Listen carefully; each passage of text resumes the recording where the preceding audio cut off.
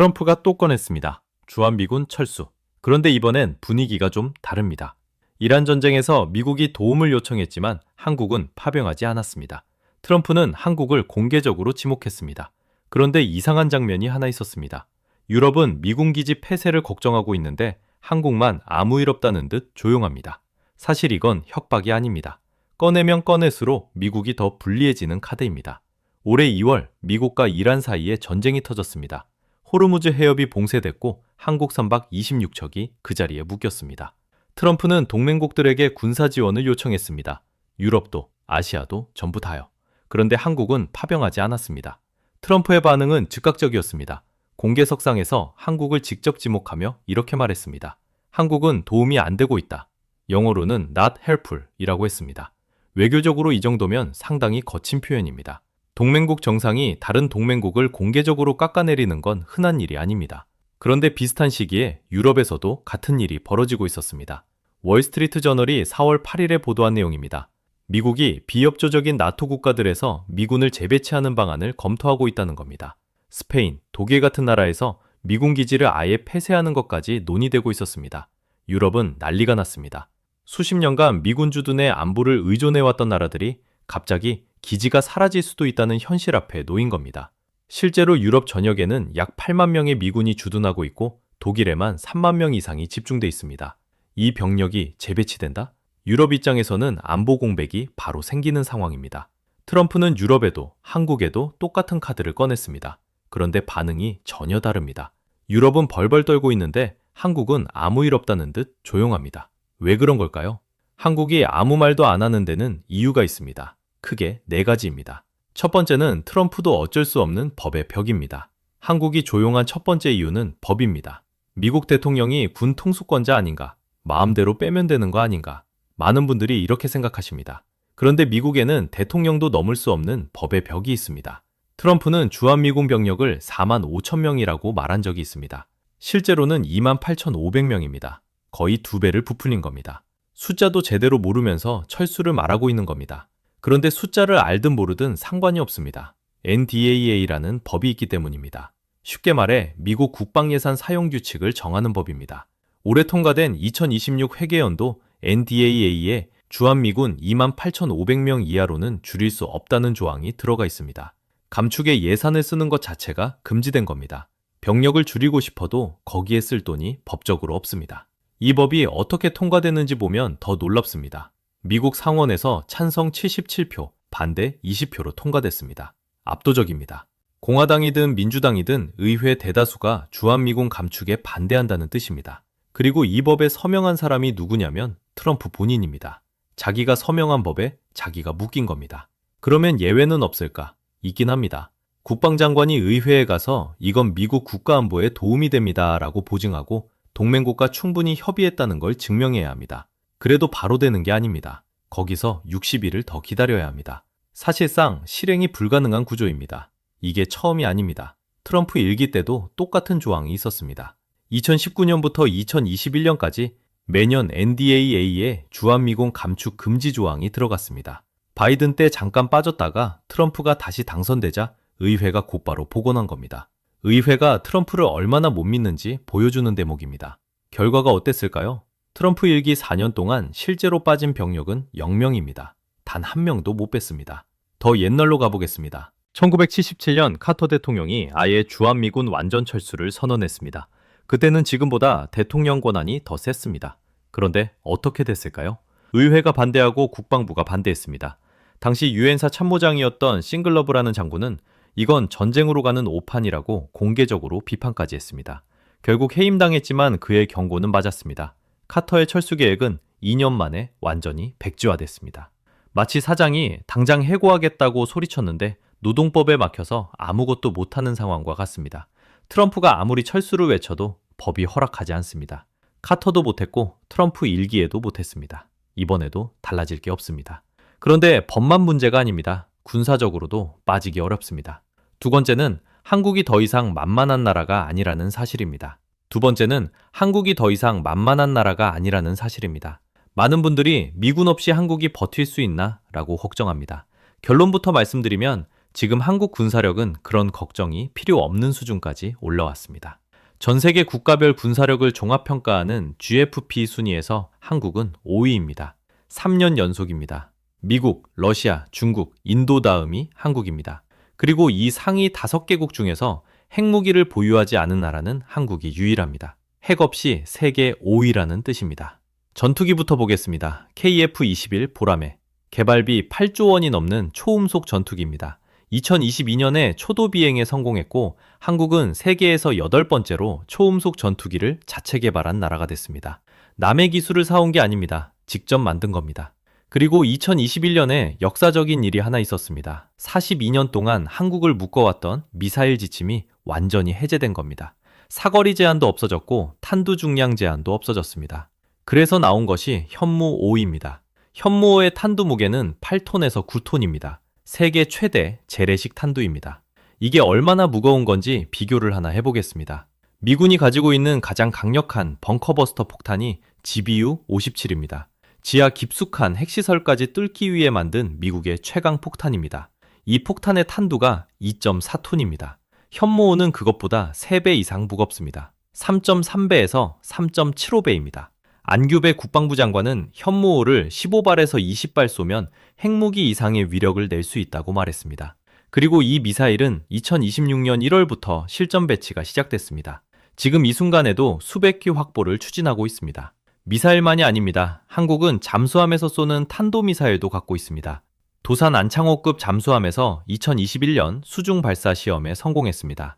세계에서 7번째 잠수함 발사 탄도미사일 보유국이 된 겁니다. 잠수함이 왜 중요하냐면 바다 밑에 숨어 있다가 공격할 수 있기 때문입니다. 상대가 어디서 날아올지 모르는 겁니다. 여기에 삼축체계라는 독자 방어 전략까지 갖추고 있습니다.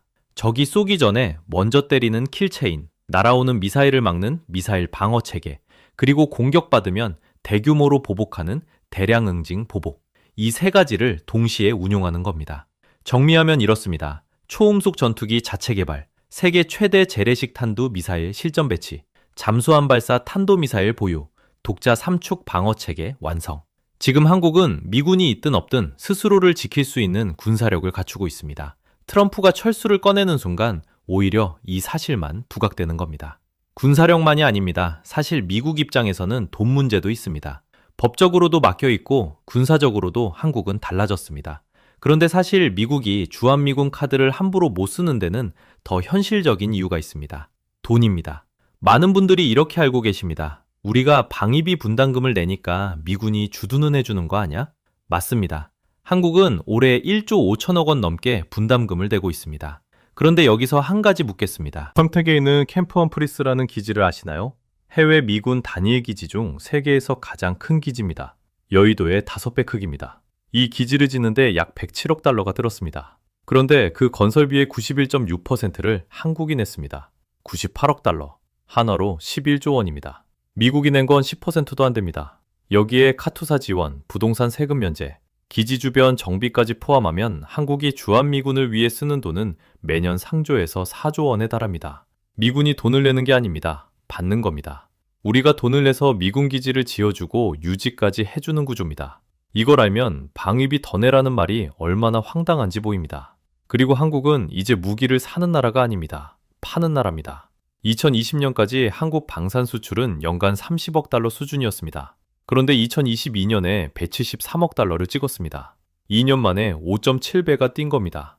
폴란드 한 나라에만 K2 전차 1000대, K9 자주포 672문, FA-50 전투기 48대를 계약했습니다. 금액으로 19조 4천억 원입니다. K2 1차 물량 180대는 계약한 지 3년 만에 전량 납품을 끝냈습니다. K9 자주포는 지금 세계 155mm 자주포 시장 점유율 1위입니다. 50%가 넘습니다. 나토 6개국이 쓰고 있습니다. 한국은 무기를 사는 고객이 아니라 미국의 경쟁자가 된 겁니다. 그런데 더 중요한 게 있습니다. 미국은 지금 군함이 부족합니다. 미 의회 조사국에 따르면 미 해군이 앞으로 30년간 새 군함을 짓는데 연평균 358억 달러가 필요합니다. 미국 조선소만으로는 감당이 안 됩니다.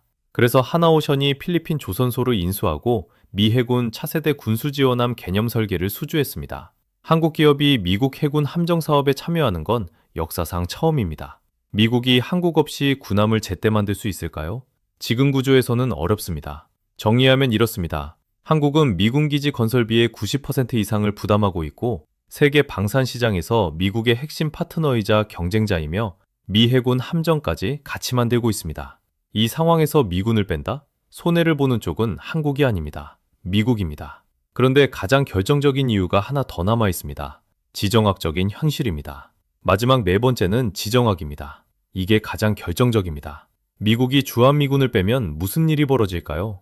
중국과 러시아의 코앞에 있는 전방기지를 스스로 포기하는 겁니다. 지금 미군이 한반도에 있다는 건 중국 본토에서 불과 수백 킬로미터 거리에 미국의 군사력이 상주하고 있다는 뜻입니다. 한반도는 미국이 인도태평양에서 중국을 견제할 수 있는 가장 가까운 거점입니다. 이걸 자기 손으로 치워주는 나라가 어디 있겠습니까? 게다가 지금 미국의 상황을 보십시오. 이란 전쟁으로 중동의 군사력이 묶여 있습니다. 유럽에서는 비협조적인 나토 국가들 때문에 8만 명 넘는 미군의 재배치 압박까지 받고 있습니다. 이 와중에 인도태평양에서까지 구멍이 뚫리면 중국이 가만히 있겠습니까? 대만 해협이든 남중국 해든 움직일 절호의 기회를 미국이 직접 만들어주는 꼴입니다. 전선 세 곳을 동시에 감당할 수 있는 나라는 지금의 미국이라도 없습니다. 포커판에서 가장 좋은 패를 가진 쪽이 일부러 약한 척하는 경우가 있습니다. 지금 한국이 그 상황입니다. 한국은 이미 미국만 바라보는 나라가 아닙니다. 2026년 4월 폴란드 투스크 총리가 한국을 찾았습니다. 폴란드 총리의 방한은 27년 만이었고 취임 후 비유럽 국가 중 첫 번째 양자 방문이었습니다. 나토의 핵심 회원국이 제일 먼저 찾아온 나라가 한국이라는 겁니다. 왜 왔겠습니까? 한국의 방산수주 잔고는 118조 원을 돌파했습니다. 무기를 사고 싶어서 줄을 서는 나라가 된 겁니다. 2026년 국방 예산은 66조 3천억 원으로 GDP 대비 2.37%까지 올라갔습니다. 미국 없이도 독자적인 국방력을 계속 키우고 있다는 뜻입니다. 그리고 한 가지 더 있습니다. 한국 국민의 핵무장 찬성 여론이 80%를 넘었습니다. 역대 최고치입니다. 이건 단순한 여론조사가 아닙니다. 미국에 보내는 신호입니다. 당신들이 손을 놓으면 우리는 다른 선택을 할 수도 있다는 뜻입니다. 미국 입장에서는 이게 가장 부담스러운 시나리오입니다. 동맹국이 핵을 보유하겠다고 나서는 순간 미국 주도의 비확산 체제 자체가 흔들리기 때문입니다. 그래서 이번엔 분위기가 달랐다던 겁니다. 트럼프가 철수를 꺼내도 한국이 조용했던 이유는 겁이 나서가 아닙니다. 법적으로 의회가 맡고 있고 군사적으로 한국이 달라졌고 경제적으로 미국이 손해이고 지정학적으로 빠지면 더 큰 구멍이 나기 때문입니다. 꺼내면 꺼낼수록 궁지에 몰리는 건 한국이 아니라 미국입니다. 하지만 안심만 해서는 안 됩니다. 지금 한국이 자신감을 가질 수 있는 건 운이 좋아서가 아닙니다. 지난 수십 년간 쌓아온 구조적인 힘이 있기 때문입니다. 한번 만들어진 구조는 가만히 두면 약해집니다. 이 힘을 계속 키워가야 합니다. 그래서 이번엔 분위기가 달랐던 겁니다. 트럼프가 주한미군 철수를 꺼낼 때마다 한국이 조용했던 이유. 지금까지 네 가지를 말씀드렸습니다. 첫째, 법의 벽입니다. 미국 의회가 상원 77대 20이라는 압도적 표결로 주한미군 감축을 막아놨습니다. 트럼프 본인이 서명한 법입니다. 카토도 못했고 트럼프 일기에도 4년간 빠진 병력은 0명이었습니다.